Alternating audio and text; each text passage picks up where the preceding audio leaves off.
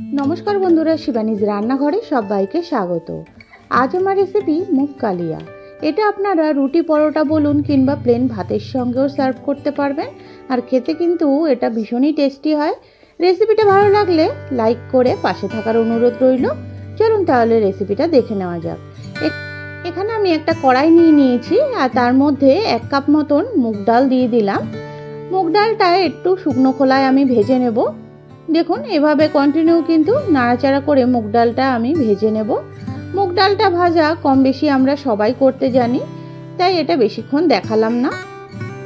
ডালটা দেখুন খুব সুন্দরভাবে আমার ভাজা হয়ে গেল। এবার এই ডালটাকে একটা পাত্রে নামিয়ে নেব, তারপরে 2 থেকে 3 বার ধুয়ে একটু জল দিয়ে ডালটা ভিজিয়ে রাখবো। আর এখানে আমি কড়াই নিয়ে নিলাম।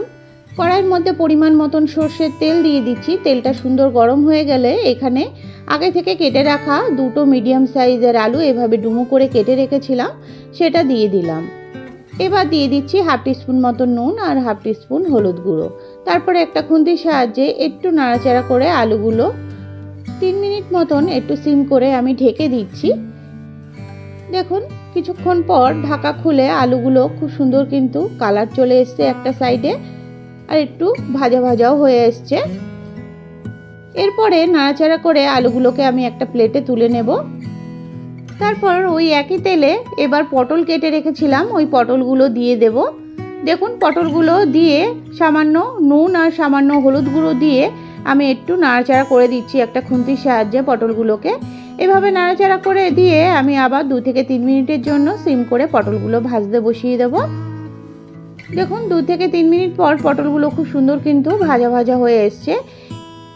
এবার আমি হাই ফ্লেমে পটলগুলোকে একটু ভেজে নেব যাতে কালারটা সুন্দর চলে আসে। পটল তো সুন্দর সেদ্ধ হয়েই গেছে। এবার দেখুন হাই ফ্লেমে পটলটাকে আমি একটু ভাজা ভাজা করে নিচ্ছি। পটলটা কিন্তু নাড়াচাড়া করে সুন্দর ভাজা হয়ে গেল। এবার একটা প্লেটে তুলে নিলাম। এবার ওই একই তেলে আমি ফোড়নের জন্য দিচ্ছি 1 টিস্পুন মতন সাদা জিরে আর একটা শুকনো লঙ্কা। দেখুন ফোড়নটা আমি দিয়ে দিলাম।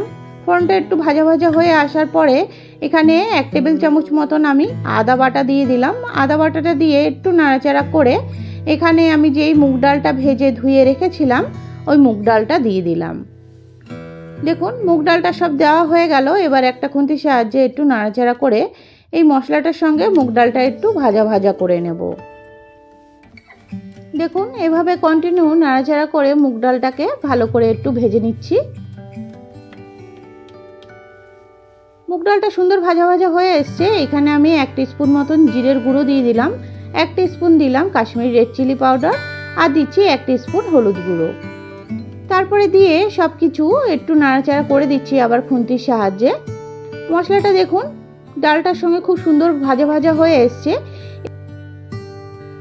এবার আমি এখানে যে আগে থেকে ভেজে রাখা আলু আর পটলটা দিয়ে দিচ্ছি। দেখুন এবার আলু আর পটলটা দিয়ে আবার একটু ডালের সঙ্গে মিশিয়ে নিচ্ছি ভালো করে। তারপরে উষ্ণ গরম জল আমি দিয়ে দিলাম। এখানে এই রান্নায় একটু গরম জল ব্যবহার করবেন, তাহলে কিন্তু এর টেস্ট দারুণ আসবে। দেখুন গরম জলটা দিয়ে একটু নাড়াচাড়া করে এখানে আমি নুন দিয়ে দিচ্ছি 1 টিস্পুন মতন। নুনটা আপনারা বুঝে দেবেন যেহেতু আলু পটলেও নুন দেওয়া রয়েছে।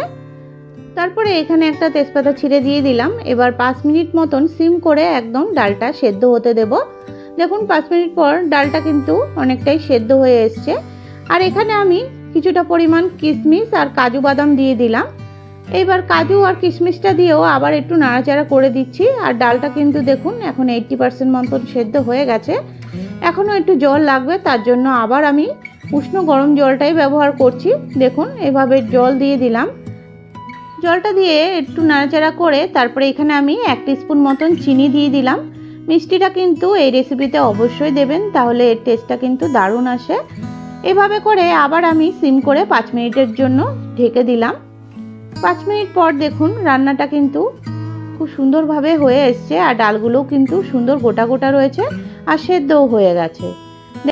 এরপরে এখানে আমি 2টো কাঁচা লঙ্কা এভাবে চিড়ে দিয়ে দিলাম। আর এখানে দিয়ে দেবো হাফ টিস্পুন মতন গরম মশলার গুঁড়ো। গরম মশলাটা দিলে এটার টেস্টটা কিন্তু দারুণ আসে। গরম মশলাটা দিয়ে এভাবে একটু নাড়াচাড়া করে দিচ্ছি। দেখুন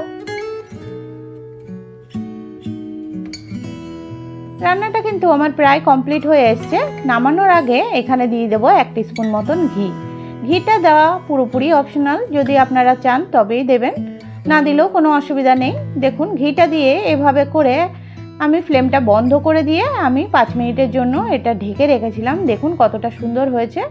এভাবে করে অবশ্যই একবার দেখবেন বন্ধুরা, রুটি পরোটা বলুন কিংবা প্লেন ভাতের সঙ্গে দুর্দান্ত লাগে খেতে।